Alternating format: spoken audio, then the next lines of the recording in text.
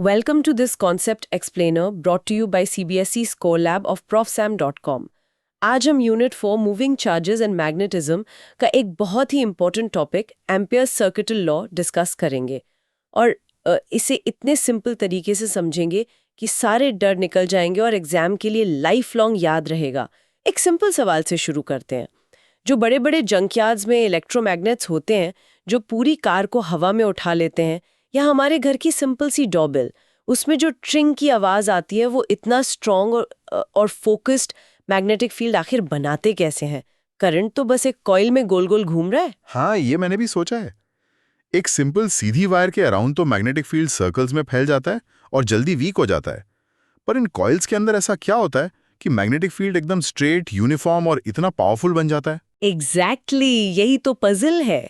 और इस पजल को सॉल्व करने का, यानी उस फील्ड को कैलकुलेट करने का एक बहुत ही एलिगेंट और स्मार्ट शॉर्टकट है, स्पेशली ऐसी सिमेट्रिक सिचुएशंस के लिए। और उसी जादुई शॉर्टकट को कहते हैं एम्पियर्स सर्किटल लॉ। ये हमें बायोट-सावर्ट लॉ के लंबे चौड़े इंटीग्रेशन से बचा लेता है। चलो बिल्कुल जीरो लेवल से स्टार्ट करते हैं। एम्पियर्स लॉ का कोर आइडिया क्या है? देखो, ये कहता है कि मैग्नेटिक फील्ड और उसको पैदा करने वाले करंट के बीच एक गहरा रिश्ता है। बायो-सावर्ट लॉ क्या करता है? वो हर छोटे से करंट एलिमेंट, मतलब डीएल, का कंट्रीब्यूशन जोड़कर फील्ड निकालता है, जो बहुत मेहनत का काम है। राइट, काफी कॉम्प्लेक्स हो जाता है। हाँ, एम्पियर्स लॉ एक हेलीकॉप्टर व्यू लेता है। ये कहता है पूरे रास्ते का हिसाब एक बार में करो, छोटे छोटे टुकड़ों को भूल जाओ। इसको समझने के लिए एक बहुत simple reverse circulation analogy use करते हैं। इमेजिन करो एक शांत नदी बह रही है। ये नदी हमारा इलेक्ट्रिक करंट है, ठीक है? ठीक है, एक बहती हुई नदी जो कि करंट है। अब इमेजिन करो कि आप उस नदी के पास एक इनविजिबल क्लोज्ड लूप मान लो, एक सर्कुलर रास्ते पर चलना शुरू करते हो। ये आपका एम्पेरियन लूप है। जब आप इस रास्ते पर चल रहे हो, आप हर कदम पर ये मेजर कर रहे हो कि पानी का बहाव, यानी पानी का फ्लो, आपके चलने की डायरेक्शन में कितना है। अच्छा, तो मतलब कहीं पानी मुझे आगे धक्का देगा और कहीं मेरे साइड से निकल जाएगा। बिल्कुल, जहां पानी आपके साथ बह रहा है वहां आपको पॉजिटिव सर्कुलेशन मिलेगा।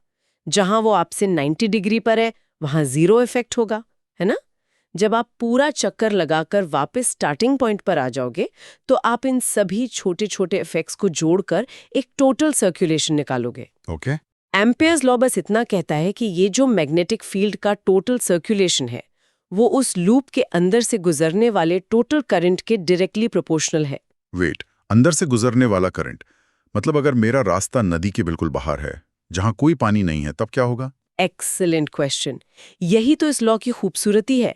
अगर आपके लूप के अंदर कोई करंट यानी नदी नहीं है तो टोटल सर्कुलेशन हमेशा जीरो होगा। अच्छा। क्योंकि जितना पानी का फ्लो आपको एक तरफ से आगे ले जाने की कोशिश करेगा, घूमकर दूसरी तरफ से उतना ही पीछे धकेलने की कोशिश करेगा, सब कैंसिल आउट हो जाएगा।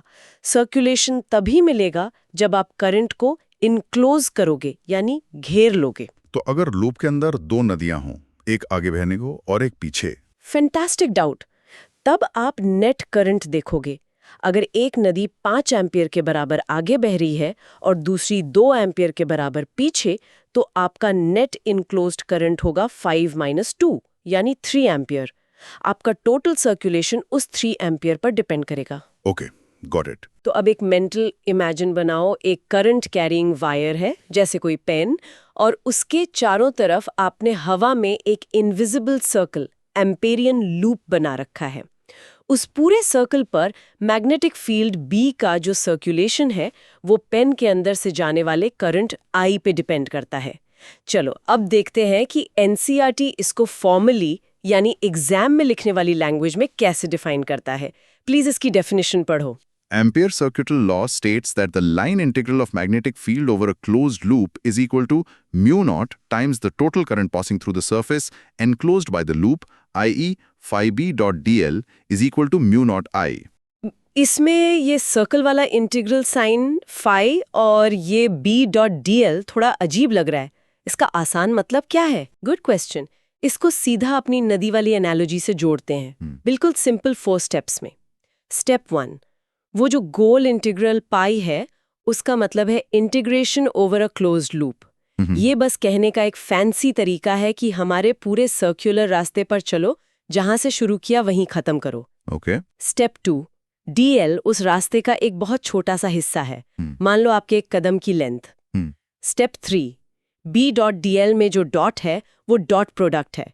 इसका मतलब है कि हम उस छोटे से हिस्से dl पर मैग्नेटिक फील्ड B का सिर्फ वो कंपोनेंट ले रहे हैं जो हमारे चलने के डायरेक्शन के पैरेलल है।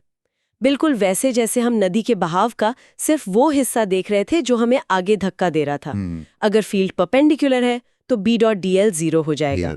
अच्छा, राइट। स्टेप 4, तो पूरा B-phi-dl इन सभी छोटे छोटे प्रोडक्ट्स का पूरे लूप के लिए टोटल सम है। यही हमारा टोटल सर्कुलेशन है। और लॉ कहता है कि ये सर्कुलेशन उस लूप के अंदर से जाने वाले net current I times a constant mu naught permeability of free space के बराबर है। That's it. Hope everything is clear so far. This concept explainer is from profsam.com। अब इसका सबसे कॉमन और इम्पॉर्टेंट एप्लीकेशन देखते हैं, एक इन्फिनिट स्ट्रेट वायर का मैग्नेटिक फील्ड निकालना। इमेजिन करो एक लंबी सीधी वायर है जिसमें करंट I ऊपर जा रहा है। हम इसके अराउंड R डिस्टेंस पर एक सर्कुलर एम्पेरियन लूप इमेजिन करते हैं। सर्कुलर लूप ही क्यों? स्क्वायर या ट्रायंगल क्यों नहीं? क्योंकि इस प्रॉब्लम में सिमेट्री है। एक सीधी वायर का मैग्नेटिक फील्ड हर तरफ R डिस्टेंस पर सेम होता है और वो फील्ड हमेशा उस सर्कल के टेंजेंशियल होता है। ये सिमेट्री हमारा काम आसान कर देती है। इस सर्कुलर पाथ पर हर जगह B का मैग्नीट्यूड कांस्टेंट रहेगा और B हमेशा dl के पैरेलल होगा। ओके, इसलिए सर्कल। हाँ, तो जो B.dl था वो सीधा B.dl बन जाता है क्योंकि उनके बीच एंगल 0 है और cos 0 होता है 1। और क्योंकि B कांस्टेंट है वो इंटेग्रल से बाहर आ जाता है। इक्वेशन बन जाती है B times phi dl equals mu naught I। Right. और phi dl क्या है? उस सर्कुलर पाथ की टोटल लेंथ यानी सर्कमफेरेंस, जो कि 2 pi r है। तो B into 2 pi r equals mu naught I। इससे B का फॉर्मूला निकलता है B is equals to mu naught I upon 2 pi r। देखा, 2 लाइन में रिजल्ट आ गया बिना किसी कॉम्प्लेक्स इंटीग्रेशन के। वाओ, ये तो सच में एक शॉर्टकट है। बायो-सावर्ट से तो ये बहुत लंबा जाता। एग्जैक्टली। और ये लॉ आगे जाकर सोलेनॉइड्स और टोरॉइड्स जैसे इंपॉर्टेंट डिवाइसेस का मैग्नेटिक फील्ड निकालने में बहुत काम आएगा। अच्छा।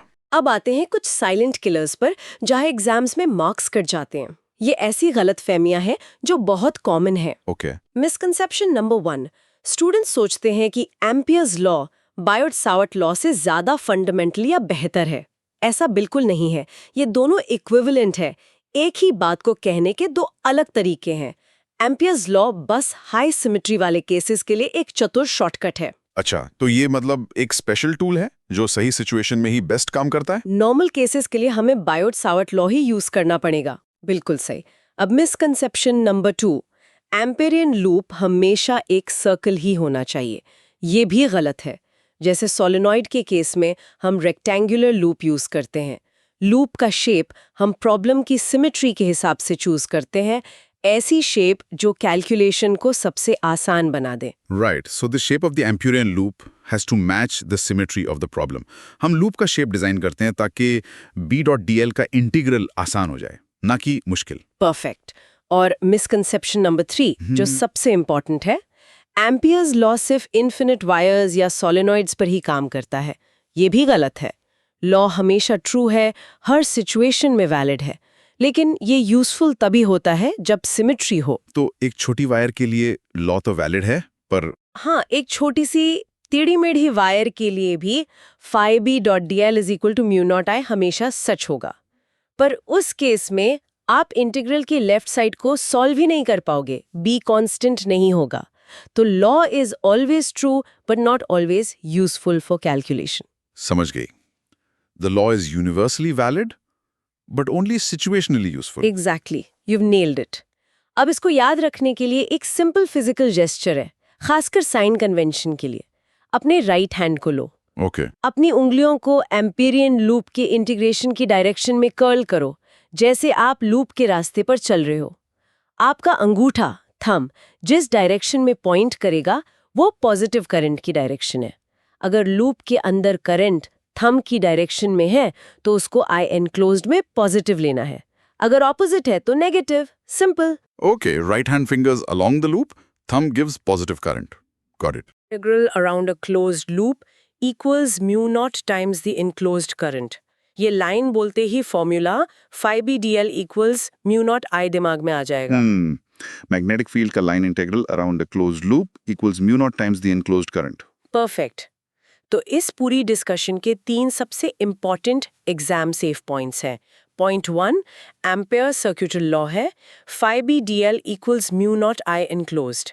ये एक क्लोज्ड लूप के अराउंड मैग्नेटिक फील्ड B के सर्कुलेशन को उस लूप के अंदर के नेट करंट I enclosed से रिलेट करता है। Right. पॉइंट 2 ये लॉ हमेशा वैलिड है, लेकिन बी फील्ड आसानी से निकालने के लिए ये तभी यूजफुल है जब प्रॉब्लम में हाई सिमेट्री हो, जैसे कि लॉन्ग स्ट्रेट वायर्स, सोलेनॉइड्स और टोरॉइड्स। Okay. और पॉइंट 3 एम्पेरियन लूप का शेप और ओरिएंटेशन हमें स्ट्रेटेजिकली चूज करना पड़ता है।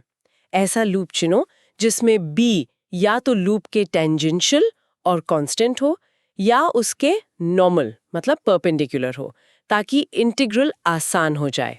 12th CBSE फिजिक्स, केमिस्ट्री और मैथ्स में मैक्सिमम मार्क्स लाने के लिए profsam.com पर विजिट करें। That is PROFSAM, right? Yes. और हमेशा याद रखें, एम्पियर्स लॉ सिर्फ एक फॉर्मूला नहीं है, ये नेचर की एक गहरी सिमेट्री को दिखाता है। ये मैक्सवेल की उन 4 महान इक्वेशंस में से एक है जो पूरी यूनिवर्स की इलेक्ट्रिसिटी और मैग्नेटिज्म को गवर्न करती हैं। ये बताता है कि करंट ही मैग्नेटिक फील्ड के कर्ल या घुमाव का सोर्स है।